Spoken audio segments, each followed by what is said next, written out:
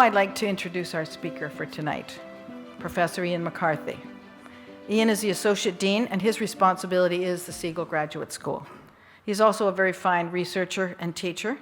He's a professor and the Canada Research Chair in Management of Technology and Operations. He's also the director of the CMA Innovation Centre at Beatty and a member of Canada's Research Council Grants Selection Committee. His research and teaching focuses on how firms should be designed and managed as to succeed with different business models. So how do you move from one business model to another using governance principles and structural principles? Ian is also something of a celebrity on social media, an academic celebrity. Using his Twitter handle, which is somewhat obscure, it's called @ToffeeMan68. It's not called @Ian McCarthy, but there you go. It's a historical artifact. He frequently tweets about his research, about technology, and even on occasion, and probably more than even on occasion, he tweets about the fortunes of his soccer team, Everton. He's been named along Arianna Huffington, Deepak Chopra, and Sir Richard Branson on Business Insider's prestigious list of 54 smart thinkers everyone should follow on Twitter. So if you aren't following him on Twitter already, you might want to check him out. Tonight he'll be speaking about gamification, specifically what it is and how it can be used in business. Given my own practitioner and research background in technology, I'm really looking forward to it. So please join me in welcoming Dr. Ian McCarthy.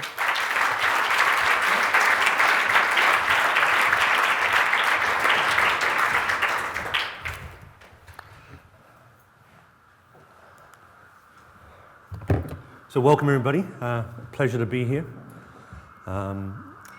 When Kirk asked me if I would be interested in giving a talk tonight, one of the things that's quite scary about doing it is because many of you I've already taught in various classes, and so I'm thinking, well, you don't want to come back and hear something that was touched on or covered in detail in a class. So I use this as an opportunity to talk about something I've never talked about before, but something I have been studying, but I've never done a talk. So this is completely new. So a little bit of background. This is completely new. It's based on research which has been going on for almost 2 years, and it's with colleagues here, and it spans 3 sort of areas: marketing, MIS, and operations. Leyland Pitt is one of the co-authors of this work, so is Jan Kietzman. Leyland's a professor of marketing, Jan is a professor of MIS, and I'm a professor of technology and operations. And so I'm interested in control. I'm interested in how you control people to extract value out of them. Leyland's interested in how you actually capture value out of them in terms of marketing, and Jan is about how you use technology to do that. We also have 2 fantastic doctoral students who really helped lead this and drive this. Karen Robson, who's here, and Kirk Planner, and I want to acknowledge them and say thank you to them. What I'm hoping to do is understand what gamification is. Gamification is a term that have really emerged in about 2010. But when you look at what it is, people have been gamifying things forever, okay? So why did the term emerge, and what's the value of this term and this phenomena and this interest? And I'm going to talk about that. What does gamification do? And what myself and Leyland and Jan and Karen and Kirk did was we studied lots of companies of examples that had gamified marketing processes, recruitment processes, training processes, behavior adjusting processes, and we tried to understand what they did and why they did it. And by doing that, and then also looking at the sort of computer game industry, which is, you know, a science in its own right because it's so big in terms of they want to design engaging games, we identified these components of a framework for helping you think about gamification. I want to introduce that. I have 2 major examples that I draw on all the way through. I mentioned a number of examples, but one is Jay-Z and Decoded, and the other one is American Idol. And at the end, we finish with some takeaways, and then we have a quiz. So, what is gamification? So, when you think of the word game, you maybe think of hockey, soccer, Monopoly, poker, mastermind, all sorts of things. And when we unpack a definition of a game, it's a physical or mental activity which has a competitive component to it, has rules, and people do it often for pleasure. Most people volunteer to do it. That's a key component. They volunteer to do it for pleasure. And there could be all sorts of things which give rise to that pleasure, all sorts of different rewards and motives, but they do it for pleasure. I'd like you to think about the expression, I'm game. I'm game generally means I'm eager and willing to do something, often something new. And so when you think about I'm game and I'm willing to do something new, this is a sort of engagement, it's motivation. It's about how we actually get people to do things. Remember, I'm interested in how you control people. How you control people to get different behaviors and different outcomes. And so how do you control people to make them eager and willing? And so this notion I'm game and the definition of a game are sort of the building blocks of what gamification is. Gamification is not about creating games. Okay? It's not about creating games.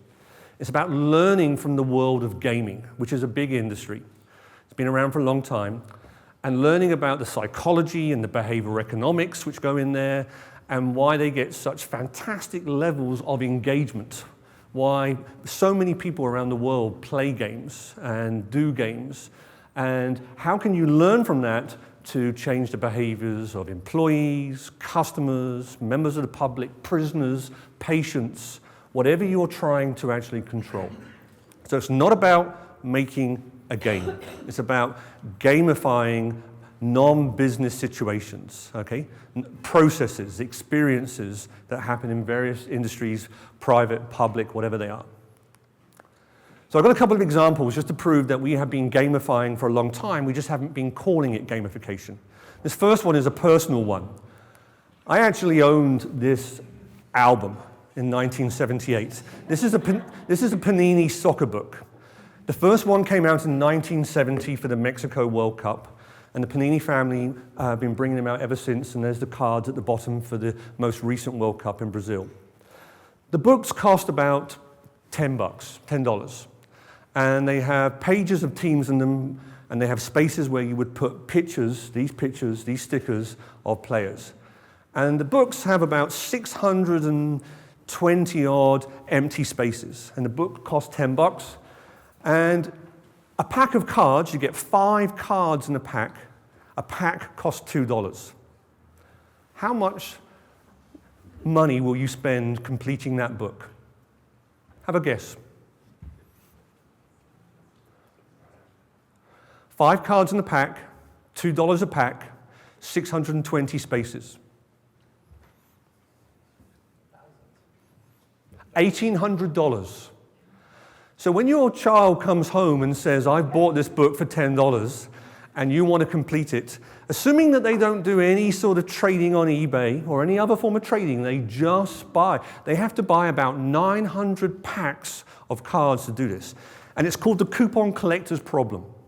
Okay, because you buy the first book, it's empty, you buy the first 2 or 3 packs, and guess what? The cards always go in, there's always spaces for them. But as you fill up the spaces, it becomes harder and harder to complete the book. And this is not just a sort of a nice, interesting economics problem. It actually leads to gamification behavior because you then trade. Kids trade. I used to trade. I'd have lots and lots of duplicates, and I'd be wanting, some player from Spain to complete the Spanish team, and you go in and you trade 20 cards. And it was all done in the physical environment, which was the playground, the school playground. Now it's done online, and people trade, and it leads to lots of gaming in terms of trying to collect it. And so this is, started in 1970. Anyone know what these are? Anyone remember these? Green Shield stamps. Green Shield stamps. So when you bought things at supermarkets and various places, as a reward for shopping at certain stores, they gave you these stamps. And you would collect enough of these stamps, and then there was a catalog, a sort of mail order delivery company called Sperry and Hutchinson. And for so many stamps, you could trade in. And so it was a way of rewarding you for shopping at certain stores. You get stamps, and then you would exchange those stamps. And so this started in the 1930s. Okay, 1930s, stopped in about the 1990s. Just to give you an example of how big it was, in the 1960s, Sperry and Hutchinson produced and issued more stamps in the US than the US Postal Service did. So that's how big a phenomenon it was. And so this is, again, not new in terms of, it wasn't called gamification at the time. We'll come on to why it's called gamification and how we can potentially learn.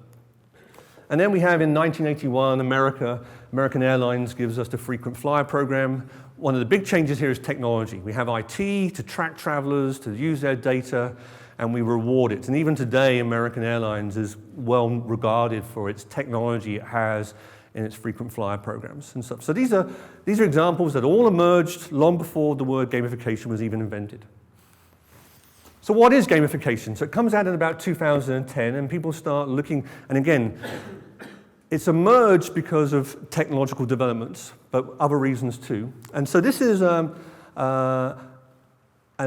advert for Tipp-Ex, and Tipp-Ex is a dyeing product.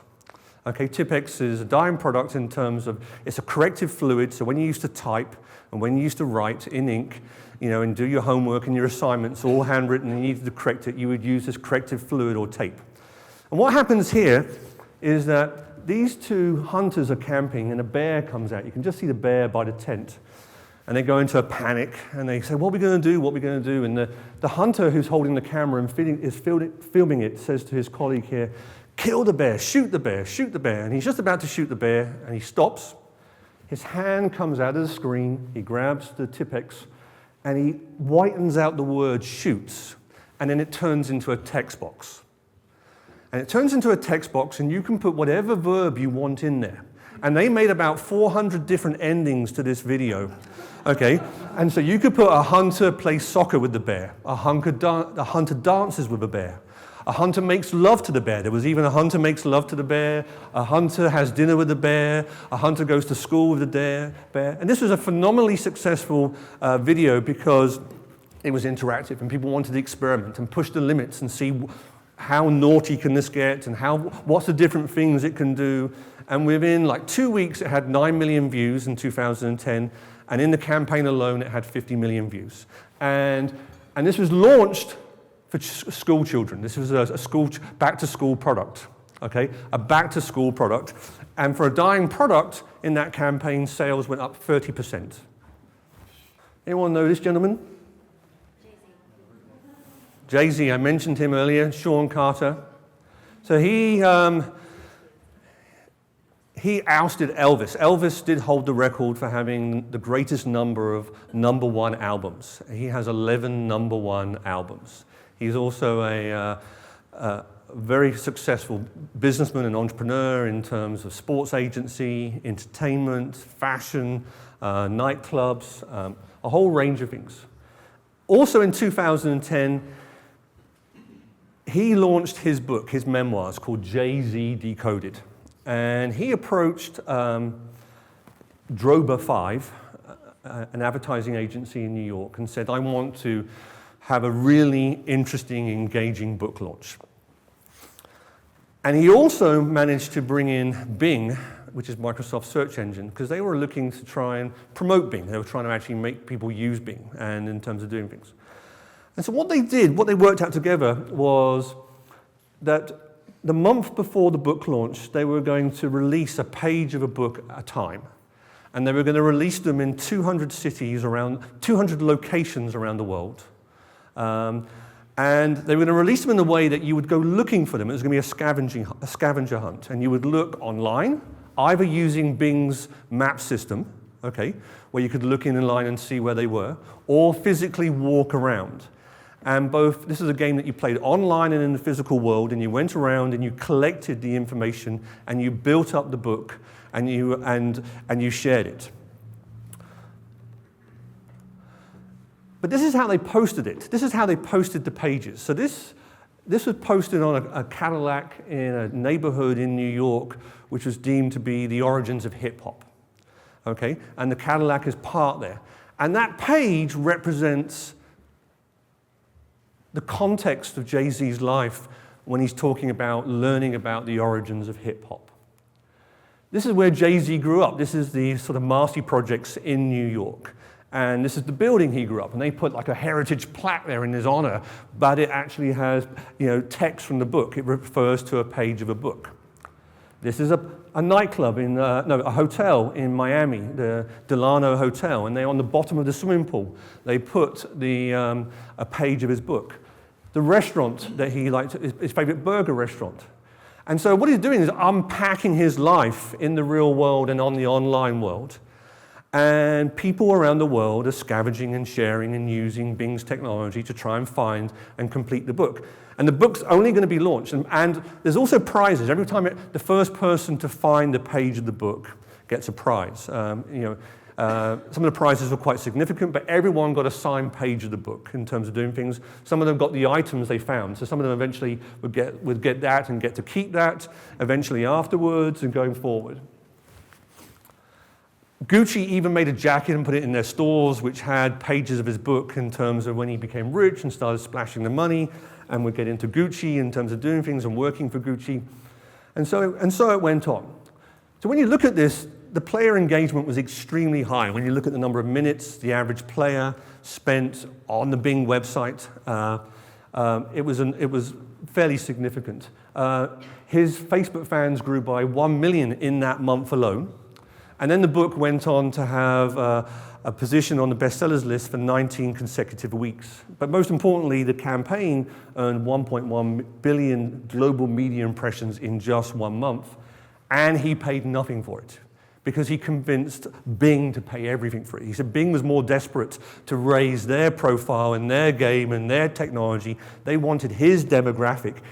The campaign cost $2 million, and Bing paid for every bit of it. And so Dropper, Five, and Jay-Z did very well out of it. So why gamification? So at the same time, these were called gamification examples in terms of making things engaging, trying to get people to explore, hunt. There's rewards. I'll talk about this. But why gamification? Why has that term come about? And I want to say these slides, the papers, they're all available. Just email me, email Kirk, and so I see people taking photographs. If you want copies of the slides, I'll put them on SlideShare, and you can download them and make me look popular by downloading it. So 3 things gave rise to the gamification. 1, the growth of the computer industry. Okay? 1, the growth of the computer. It's a $30 billion industry. It's a $30 billion industry. 50% of North Americans play games of some form, and I'm going to give some more details in terms of the average gamer. Who here plays computer games? So the average age of a gamer is about in low 30s, 31. 70% of gamers are over the age of 19. They're not young gentlemen like they are in this picture. There's a much larger population of gamers above their age. The second thing was the sort of pervasiveness of technology, our cell phones, in terms of being able to collect information, to control us, to share. We have more gaming technology than we do in our pockets than we did like 10 years ago in our houses. But this last one is the quest to try and get that reaction. If you're a parent or a teacher, you would love to get that level of concentration. Look at their eyes, look at their eyes, look at the smiles on their faces, okay? And so what the quest is there's this $30 billion industry, and look at what's going on in those eyes. Look at the concentration, look at the smiles, look at the intensity, what's going on. Anyone know what this is from? Where this is from? Call of Duty. Which Modern Warfare 3. Call of Duty Modern Warfare 3. The Call of Duty franchise itself is itself worth about $30 billion. It started on computers in terms of going forward. The franchise in terms of what it's sold in the last 12, 13 years is about $30 billion. Modern Warfare 3, in its first 5 days, 775 million, bigger than any movie, bigger than Avatar in terms of sales. Modern Warfare 3, 1,900 years of playing time every day. Every day. Okay? 40 million people play Modern Warfare every day. Okay? 40 million people play Call of Duty every day, or its various versions. If you look at all of Call of Duty releases, 25 billion hours, or over 2.85 million years of playtime. Okay? Now you may remember that Malcolm Gladwell brought a book out called Outliers. He wanted to study what made geniuses and success, what made the Beatles, what made Bill Gates, what made Mozart. And to summarize his findings, he said that they weren't born geniuses, they weren't born with talent, they practiced a lot. They practiced a lot, they were lucky, they had some breaks, but they practiced a lot. And Malcolm Gladwell draws on sort of science and research. And within sort of education and psychology, there is this thing known as the 10,000-hour rule. Okay, the 10,000-hour rule. So Tiger Woods, by the time he was like 17, had played 10,000 hours of golf. Okay? Now you look at how often you drive every day. From the age of 17, most of us have to get into our late 40s to get 10,000 hours of driving time in a car. But geniuses, talented individuals, they escalate, they do it in a smart, purposeful way. Well, Activision, the maker of Call of Duty, they know that there are, in countries, hundreds of thousands of people in countries, millions around the world, who have 10,000 hours of playing time on these games. 10,000 hours. So they have allocated so much time, not to their MBA studies, not to their math, not to sport, but in terms of these reactions. And just recently, just at the weekend, we had the World Championship of Call of Duty. And I want you to look at the reactions. These are men mostly in their mid to late 20s, and look at the audience. And this is what's made businesses wonder what's going on here. How can we get all these playing times and get these reactions? We're going for the #1 title, and we're not going to stop. We're the best team here. We're going to win this. We're going to make it to tomorrow, I promise you guys. The biggest tournament of the year. He's up there as some of the best in the world. It's going to be interesting. These guys $1 million in prizes. It's right and the here, tournament was at the right weekend. now. They have waited a year for this moment. So guys, let's get this started. Use that X ability to jump out. Awesome gameplay. Staying so accurate with that rifle. Lights it up with a headshot. 32 teams from around the world, 6 continents. One team will leave as world champion. One more game. Nicely done from him. That's 2 kills in quick succession. That is a big deal. And that is a 6. Something a lot different. Stuff in that one. Has a big one. He's got a big not gonna happen. Ace is gonna clean it up.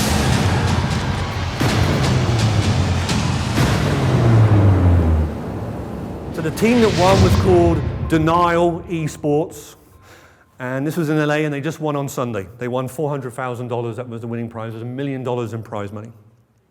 So the reason why the word gamification came about was people started really waking up, because this industry also spends a lot of money on trying to work out what is a legendary game, what is a top-selling game. And when you look at what's going on, and when you look at the psychology behind it and the behavioral economics, it's because there are rewards. There is $1 million prize. But the reason why they spent 10,000 hours becoming the winning team was because of intrinsic motivations. Okay? Because the activity they're doing is about competence building. It's about mastery over some sort of task. There's problem solving involved, and they get frequent feedback. Okay? Feedback in terms of, so one of the reasons why I do lots of tweeting and social media is because I get feedback.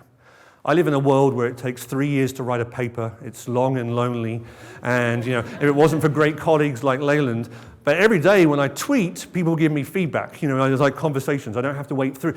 It's like developing a pharmaceutical drug. It takes 10 years to wait, and when it comes out, all they do is beat it up and destroy it in terms of say why it doesn't work. And so tweeting is what keeps me sane, because I get feedback every day about little snippets of information that are put out there. There's also autonomy. It's player-centered. People volunteer to do this. They do it because they want to.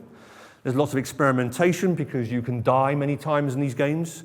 There's all stats on the average time that people have died. You can crash cars, you can smash things up, you can experiment because you want to be competent at it in terms of doing things.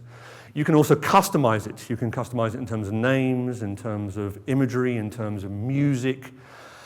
And there's a sense of purpose, in terms of goals. People know what they're trying to do. There's projects which people work on together, and it's become much more social in terms of online gaming. And so when we look at these are the fundamental building blocks of intrinsic motivation. And while rewards and incentives do have value, they do have value in terms of directing behavior, they also have limitations. Okay?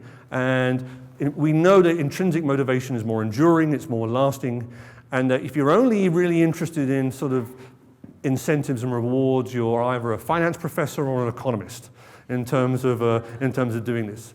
But if you like playing for the sake of playing, and you like learning in terms of doing this, and escalating and getting better and working out how you get better, then you don't really care until you get to being elites, until you get near the rewards and near the fame.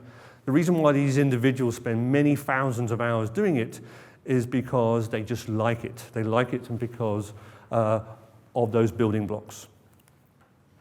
So when we were studying the various examples, and we talk about the Jay-Z example, we talk about a number of examples, including the Tipp-Ex example, but a whole range of them, there are different participants in any gamified process.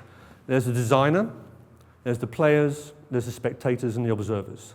And they have different roles. The designers would be the manager, the person who's wanting to gamify, wanting to control people, control customers, control patients. The players are the people who are being controlled. And they play in this because they want to experience it, and they don't mind being controlled.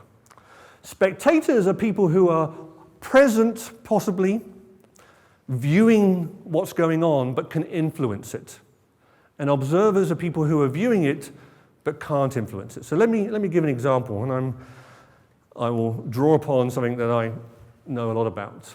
So if you want to change the rules of soccer, you have to talk to this gentleman in his organization. You have to talk to Sepp Blatter.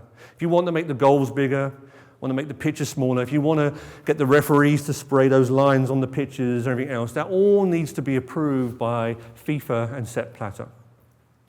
So he's the designer. He's the designer of the game soccer at the moment. He's not the inventor of it, but he's the designer of it. This gentleman here, kicking the ball, probably one of the best left backs in the world, playing for definitely the best team in the world, Everton Soccer Club, in terms of, his name is Leighton Baines. Don't forget that name, Leighton Baines, okay? He's a player. He's a player in the game. He's following the rules, but there are lots of different players. He's a professional player. I play. People play for fun. People play for exercise. People play for money. People play for different reasons. And there are different types of players in games and in gamified processes. This is a spectator, okay? He's also an Everton fan. And he is a spectator rather than an observer because he has the potential to influence the game. So what do you think he's doing here? Could be yelling at the ref.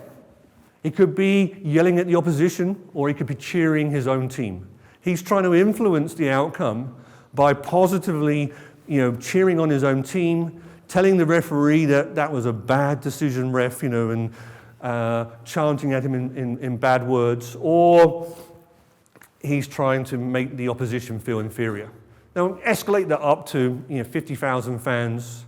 You get a sense of how they can influence. And in soccer, most home stadiums refer to their fans as the 12th man, the 12th player, in terms of doing this, because they can influence it.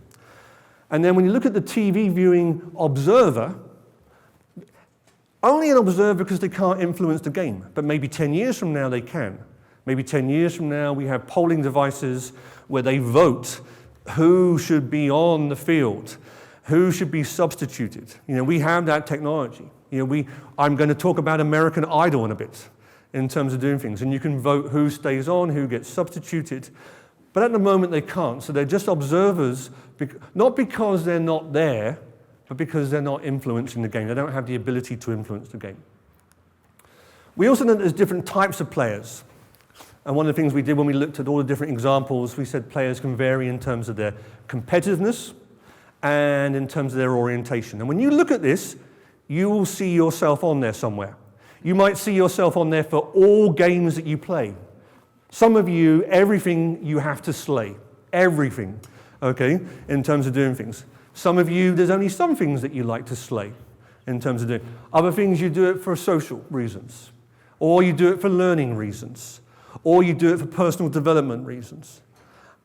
But all of us will be on there in some way in terms of the actual physical, cognitive, and business games that we play in terms of doing this, and we'll be on different positions. And so this is important because how you actually interact with these individuals varies. So the gamification principles that we sort of identified by one, looking at what is gamified, and then looking at what was going on in the sort of computer game industry, were these three sort of elements of a gamified process. One is the mechanics, second one is the dynamics, and the third one is the emotions. And so go back to the video game competition. Look at the emotions that go on in terms of emotions are very important. And these interact to produce a gamified experience. And so the mechanics are, how do you set up the game? What are the rules? Where is it held? What is the temporal clock involved?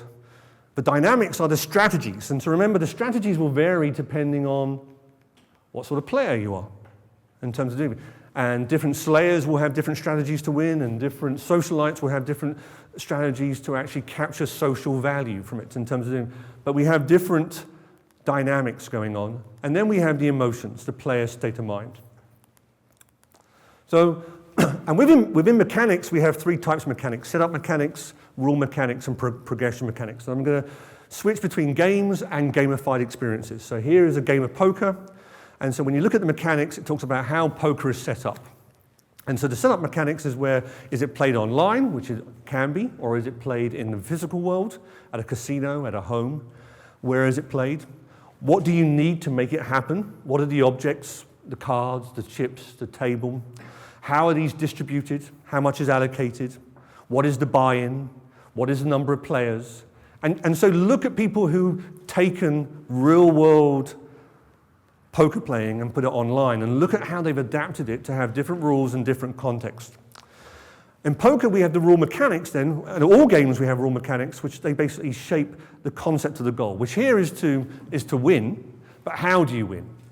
Is it last person standing? Is it the person with the biggest chip pile at a certain time? For those of you who may play poker, poker is an endurance sport. You know, it's much more endurance than Ironman running or marathon running and stuff and everything else. You know, you have to stay awake for days on end in terms of actually winning. It is an endurance sport.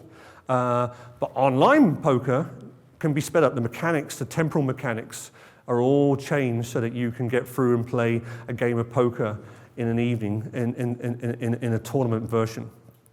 Then you've got the progression mechanics, which is typically badges, trophies, winnings, but here it would be the largest pile of chips. And so we know that's how games are designed. And how you design them to produce different dynamics is important. Does it allow you to produce dynamics?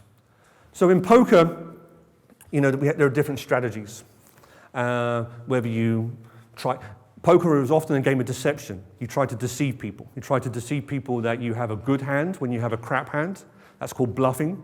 Or you try to deceive them that you have a weak hand when you really have pocket aces, and that's called limping in or slow betting in terms of doing this. And so there are strategies there. There are also strategies in terms of how you bet. I mean, there's a whole science behind this in terms of how you bet. Are you an aggressive bettor or a passive bettor? Or how many times do you start? You only start when you've got a strong hand, and so therefore you're a tight player, or will you just play all the time because you're a loose player?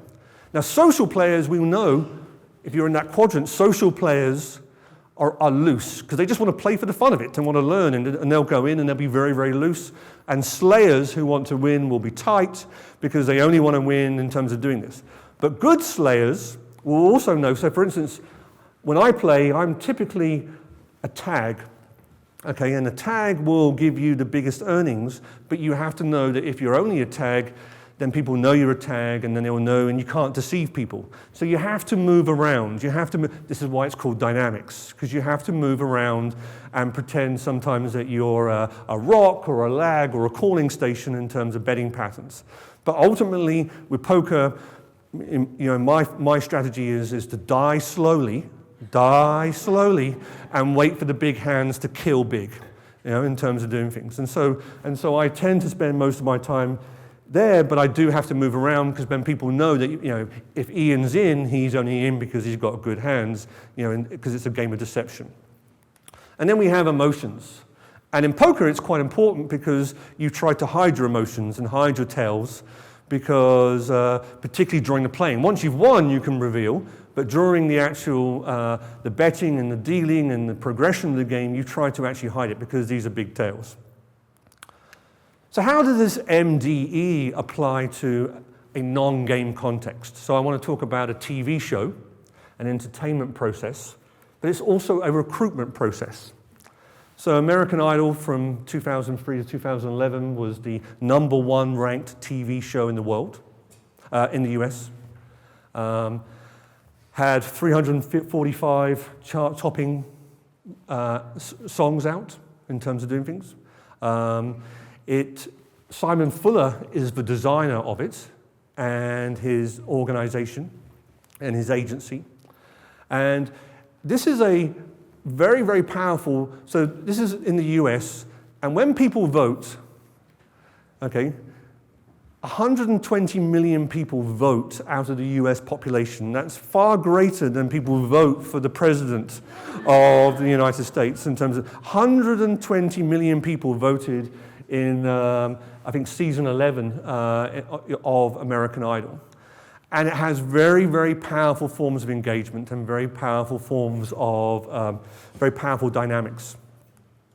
So you've got the participants, you've got Simon Fuller, 19 Entertainment, you've got the contestants who are the players, then you've got the spectators, which is anyone who can vote, and the judges, in terms of anyone who can influence the outcome of the game, but not actually partaking in it.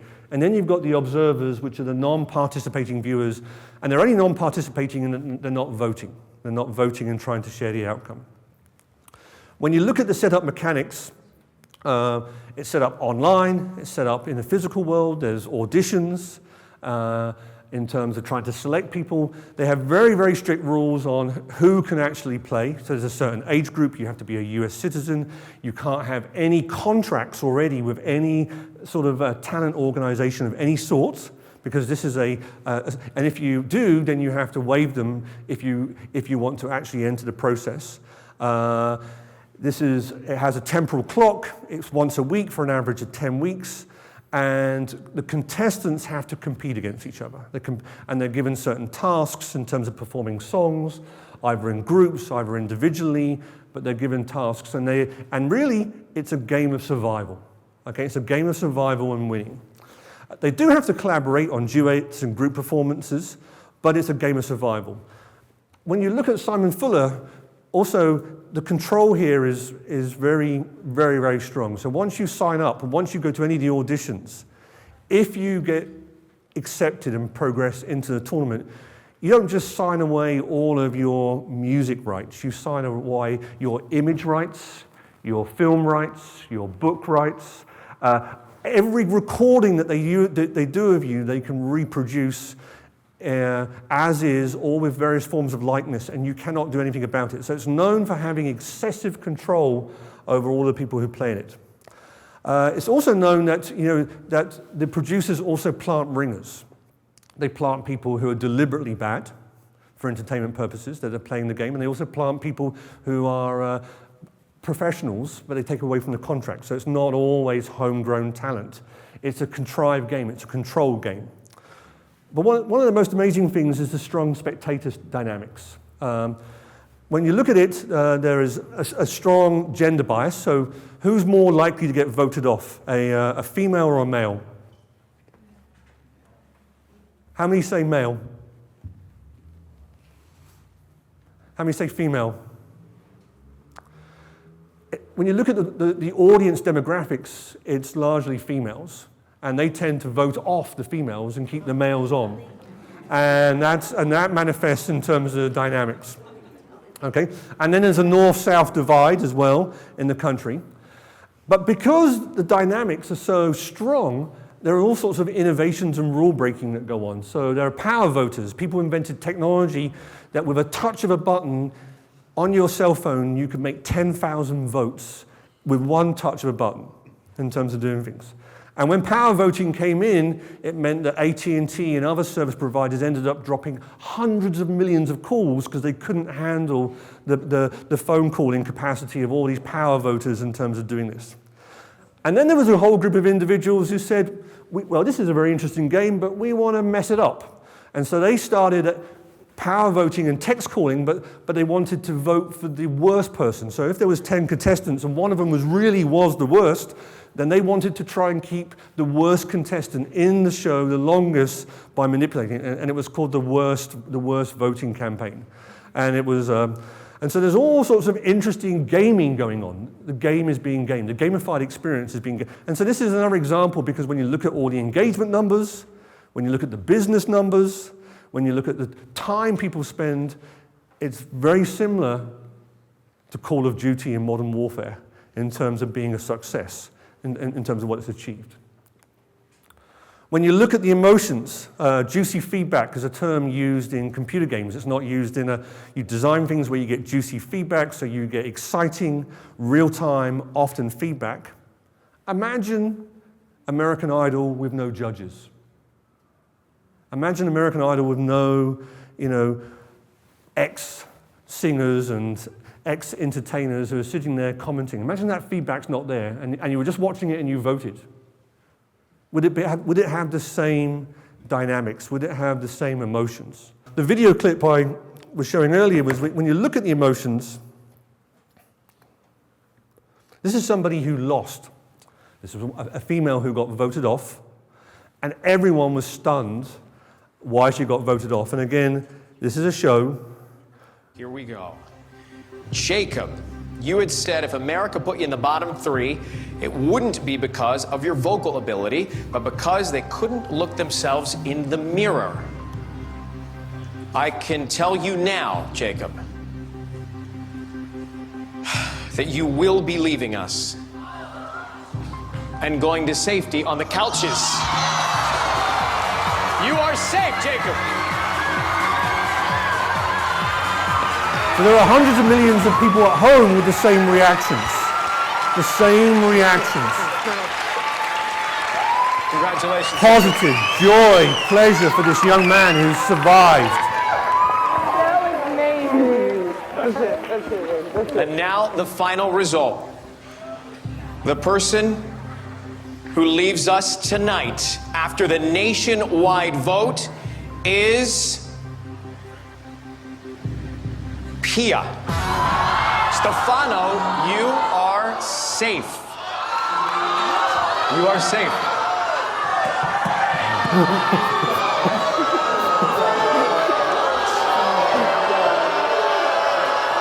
So imagine if you could engage your employees this way. Imagine if you could engage your students this way. Imagine if you engage your customers this way. What a shock. What a surprise. So we have juicy feedback. Juicy feedback in terms of games is important, is that you get exciting, engaging feedback. It's built into it. But we also have what's called on the rails, which you feel that you have complete autonomy in a computer game, but you don't. You're guided through it in terms of the layout of the landscape, in terms of things. This is certainly guided. This is on the rails. This is a highly controlled game in terms of managing it, capturing value, in terms of, so when they're doing all the auditions, they actually have a whole list of player profiles. And I know this because one of my neighbors we did this for the CBC, and they would go and say, yes, we found our screamer, we found our crier, we found our weird-looking person, we found in terms of doing things. And so they actually give character names to all the different players so that they can play the game and tell the story. So some takeaways. What we know is that if you get those mechanics, dynamics, and emotions right, and when you look at the Jay-Z example, and when you look at the Tipp-Ex example, and when you look at American Idol, they have them right, they're reinforcing, and they go on, then you get these powerfully engaging games where people are self-motivated to spend lots of time and lots of money partaking in something, either as an observer, either as a spectator. We also know that people can move around, so spectators can become players in some games, and players can become spectators, and observers can become spectators, and so on. One of the key things is, gamification is a relatively new term, but gamifying things has been happening all the time. All the world is a game in terms of doing. But so is entrepreneurship. Entrepreneurship has been happening forever, but we've only been studying entrepreneurship for about 50 years in terms of understanding what makes a good entrepreneur, what makes an average entrepreneur, how do entrepreneurs work, how do they use their networks, how do they leverage their resources, how do they handle ambiguity. What's happening with gamification is they're saying, well, how do we can learn from the gaming industry to get those sort of reactions? And it revolves around these 3 building blocks or elements of a gamified process, which is understanding the mechanics, understanding the dynamics, and understanding the emotions in terms of the things that you're aspiring to get. And there's not a lot out there in terms of, not a lot of research out there at the moment, and our work is sort of, hopefully going to be helping to shape that. Why gamify? You shouldn't gamify everything. You shouldn't gamify every process. And when you look, and so when I was doing this talk, I was contacted by two alumni. Richard Brett, I don't know if Richard's here tonight, but he was telling me about something he did several years ago in terms of a points engine for an enterprise software system that he was doing, and he'd been thinking about it, and it had badges and leaders and everything else. And then Ali Reza Beku from SAP, he was talking about the project he's currently working on where they're using gamification principles for training how to sell their mobile technologies that they have. And so they have a whole gaming platform based on trying to train their global sales team to sell their mobile technologies they have for their enterprise software in terms of doing things. And so it's not to be taken lightly, but it is something which has been going on for a long time, and we're learning how to actually do it. Whereas in the same way as we've been learning how entrepreneurs are entrepreneurial, even though they've been doing it long before business schools existed, we're trying to distill the practices. Be wary that people game the game. So is gaming the game a good thing? For those of you who did my class, what would be my answer? It depends. Okay, it depends. Okay, gaming the game in terms of American Idol has been great. All the controversy, all the news, and getting people engaged, building it allows it to innovate it forward. But if it becomes bigger than the game, if it distorts the game, if it harms the game in terms of, people win who don't win and people lose confidence in it, then it can be bad. So understand that people will game games. Okay. And how they game them can be valuable in some cases and can be damaging in other instances in terms of going forward. Rewards are not enough. This is all about intrinsic motivation. It's not enough. It's the playing and the progress that makes the experience and fun. For those of you who have played, lots of computer games, what were your extrinsic rewards for doing it? You got a certain shield or a certain badge. But you mostly did it, you mostly spent hundreds, if not thousands, if not tens of thousands of hours doing it because it was fun and it was pleasurable in terms of how it worked. Think about the life cycle of the game. So when you look at the Jay-Z game, it had an end game, which is the book launch. It wasn't replayable. It wasn't meant to be replayable. It was a one-off game. So think about the life cycle of the games. This is a game which is going to go on forever, or is it a one-off? What is the end game going to look like? What does the end game feel like in terms of winnings, in terms of status, in terms of outcome? If it is replayable, how will it evolve over time? How will you keep it fresh? And remember, you're not designing a game. You're designing a business process. You're designing a business process by learning about principles from gamification. So you're trying to think about, it's a design lens. That's exactly what it's a design lens. which draws upon IT, it draws upon psychology, draws upon behavioral economics.